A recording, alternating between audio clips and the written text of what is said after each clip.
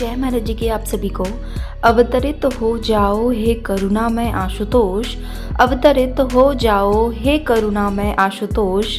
तुम न पिघलोगे अगर बाकी तो जड़ संसार है, तुम न पिघलोगे अगर बाकी तो जड़ संसार है। तुम न सुध लोगे यदि बाकी तो बस व्यवहार है। अवतरित हो जाओ हे करुणामय आशुतोष, अवतरित हो जाओ हे करुणामय आशुतोष।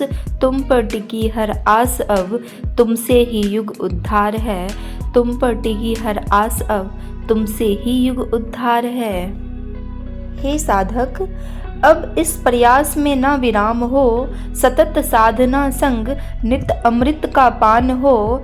भावों की गंगा से अंतर आत्मा का श्रृंगार हो, तेरे हर कर्म के भीतर गुरुवर का ही आधार हो, तेरे हर कर्म के भीतर गुरुवर का ही आधार हो। आज का विशेष अनुभव, गुरु का ऋण।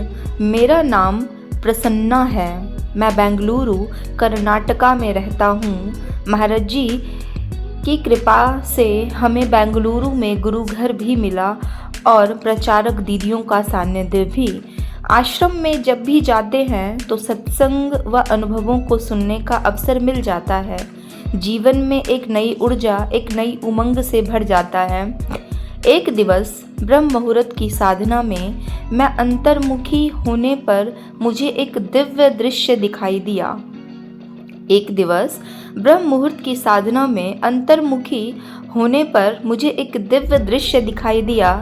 हमारे आश्रम के जैसा ही कोई सत्संग हॉल है और उसमें हर जगह गोल्डन कलर की लाइट्स जगमगा रही है। आश्रम में बहुत सारी संगत भी उपस्थित थी। वहाँ का वातावरण बहुत ही शांत व आनंदमयी था, क्योंकि आज हॉल में स्वयं सच्चिदानंद सतगुरु भगवान विराजमान थे।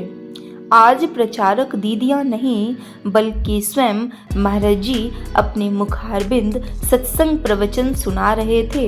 अपनी दिव्य वाणी से वे अपनी प्यारी संगत को अपना दिव्य मार्गदर्शन दे रहे थे। थोड़ी ही देर बाद महाराज श्री ने अपनी वाणी को विराम दिया और उन्होंने अपने आसन को त्याग दिया। आगे बढ़कर उन्होंने अपने हाथ में एक मार्कर थामा और एक व्हाइट बोर्ड के समक्ष जा पहुँचे। फिर महाराज श्री ने बड़े ही प्रेम से एक बार अपनी संगत की ओर निहारा और फिर व्हाइट बोर्ड पर एक शब्द लिख दिया, ऋण। इस शब्द को पढ़ते ही संगत की आंखों से अश्रुओं की धारा प्रवाहित होने लगी। महाराज श्री ने अपने मुख को घुमाया और अपनी प्यारी संगत की ओर देखते हुए बड़ी आशा से बोले, मेरे ऋण को कभी मत भूल जाना, मेरे ऋण को सदा याद रखना। याद रहे गुरु का ऋण चुकाना है, याद रहे गुरु का ऋण चुकाना है, गुरु का ऋण चुकाना है, गुरु का ऋण चुकाना है। अपने इन्हीं शब्दों के साथ महाराज श्री ने हाथ में पकड़े हुए मार्कर को नीचे रखा और अब उन हाथों में प्रसाद से भरा पात्र आ गया। आज प्रसाद लुटाया नहीं गया, बल्कि उन्होंने एक एक शिष्य के पास जाकर उसके हाथों में प्रसाद दिया। यह मेरा सौभाग्य था कि इस अनुभव का दृष्टा बनने के साथ साथ मैं इस दिव्य घटना का पात्र भी बना। महाराज श्री अपने दिव्य कदमों से चलकर मेरे पास भी आए। मैंने आगे बढ़कर तुरंत उनके श्री चरणों में प्रणाम किया। महाराज श्री ने मुझे अपना आशीर्वाद भी दिया और प्रसाद भी।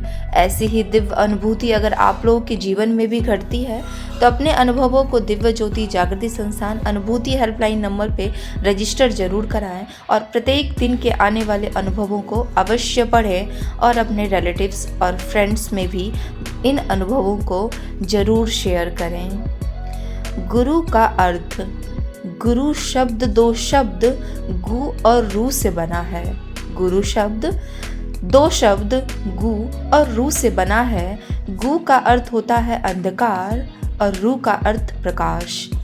अंधकार को मिटाकर प्रकाश करने वाले को गुरु कहते हैं। अंधकार को मिटाकर प्रकाश करने वाले को गुरु कहते हैं।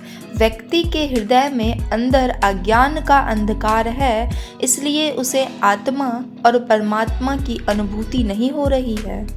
इस अज्ञान के अंधेरे को केवल एक पूर्ण गुरु ही अपने ज्ञान के प्रकाश से दूर कर सकता है। इस अज्ञान के अंधेरे को केवल एक पूर्ण गुरु ही अपने ज्ञान के प्रकाश से दूर कर सकता है।